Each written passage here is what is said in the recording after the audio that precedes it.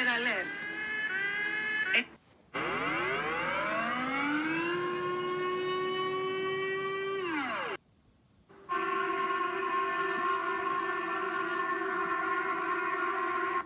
Follows a government announcement.